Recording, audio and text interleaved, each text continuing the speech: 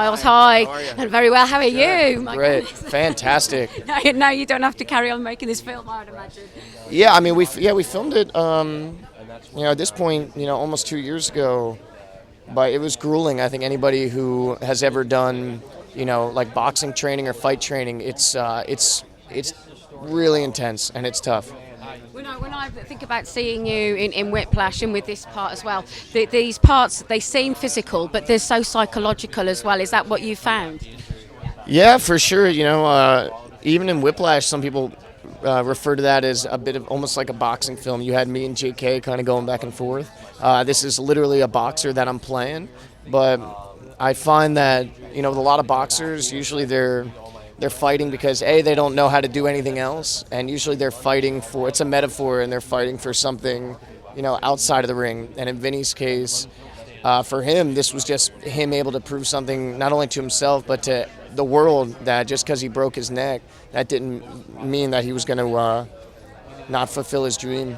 I imagine as well a story like this is just such a testament to the human spirit that we know we never give up. So for you as an actor, exploring that as well must have been really exciting. Yeah, I mean, I was very fortunate for this opportunity. Ben Younger, our director, cast me at a time when I don't know how many directors that would have seen some of the work I had done at that point and said, yeah, this guy is the right choice to play a 5-time Italian-American world champion boxer. So it took a lot of foresight on his part, but I was very nervous about it. And I think because I was so nervous, I think I put in, I gave it everything I could because I had so much respect for Vinny and like what this guy was able to accomplish. And as learning the disciplines of what's entailed within boxing, is that something as well that can translate into your acting? I mean, I think it's good in case I work with an actor who's kind of a jerk and he wants to go a couple of rounds. It's all great, man. I loved, this movie for me was like an 8-month kind of, commitment. And it was the most time I ever had to like think about a character and work on a character. So it was very fulfilling. Hi, Claire. This story is such a testament to the human spirit and our kind of relentlessness not to give up. It must have been really, really attractive for you as an actor. Oh, yeah. I mean, everybody in life is at one point or another telling you that you can't do something or you shouldn't do it, and you have to follow your instincts in life. That's exactly what this movie is about. It's about a man making the impossible possible. Trusting his instincts and becoming middleweight champion of the world.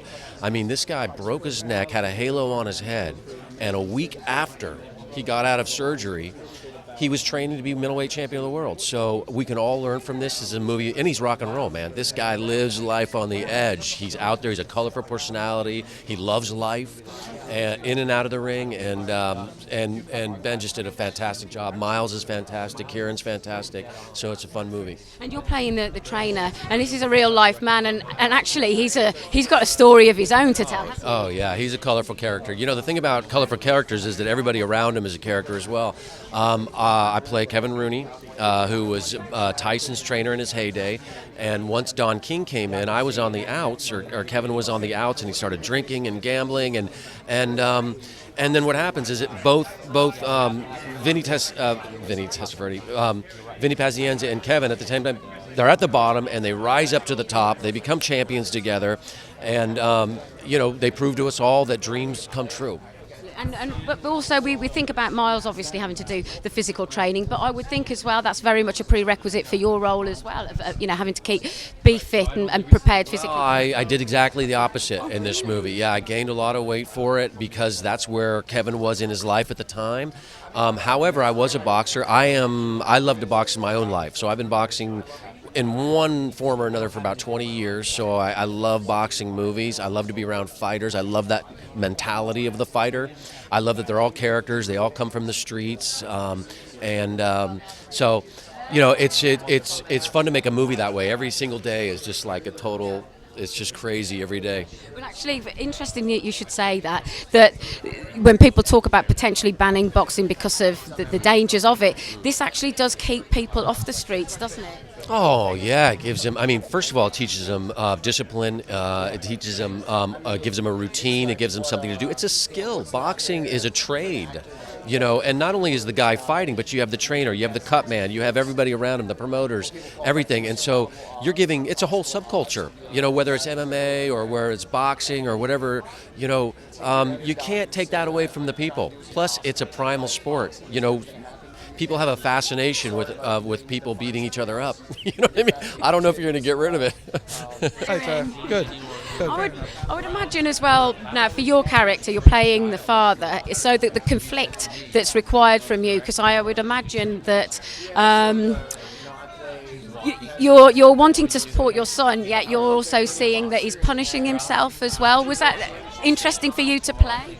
Well, that was sort of when you go down to the storyline, because what happened to Vinny Pazienza was absolutely true. The story is true. It's based on all that.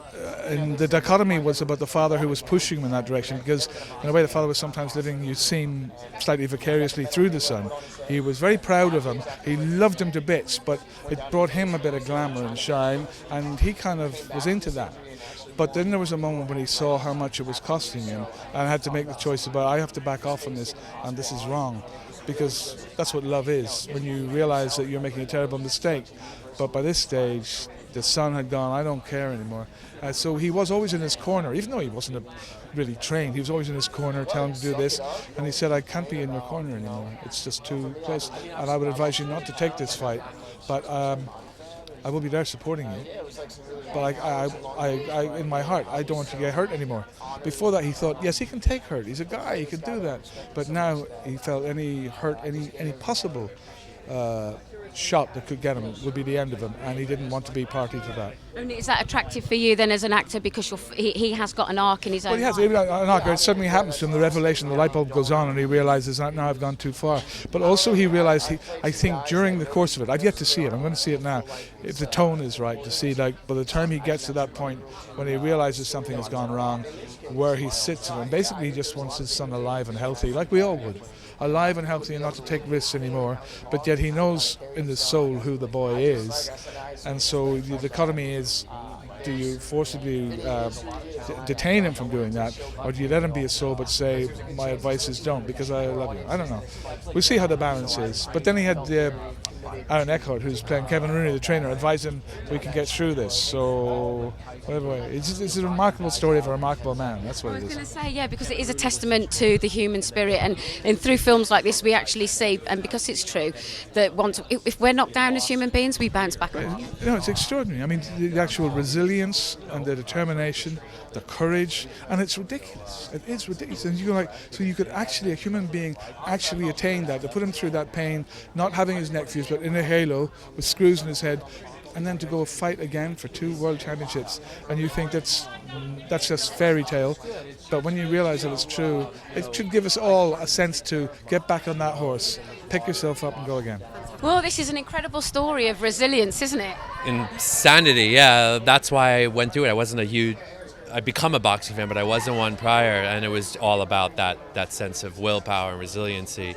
Yeah, it turns out I found out recently that American football coaches in the States use his story in the locker room. It's inspiring. It's interesting that you say that you weren't a fan of boxing. So does that give you sort of more objectivity, really, because it's more of a character-based piece? Yeah, it's usually people who make boxing movies are aficionados, big ones. Yeah, it was interesting to come at it because I'm doing an Isle of Man movie next. And I'm not the TT. TT. Yeah. And I'm a big racer. I race myself. That one, the technical part is so important. But yeah, you're right. This one gave me, because I wasn't so married to, not that we didn't go for authenticity and proficiency, but it wasn't the foremost thing on my mind. And I think that did give me a different way in. And you've got this wonderful actor in Miles Teller who you can see totally immerses himself, doesn't he? I mean, when you were auditioning him, what was exciting in particular?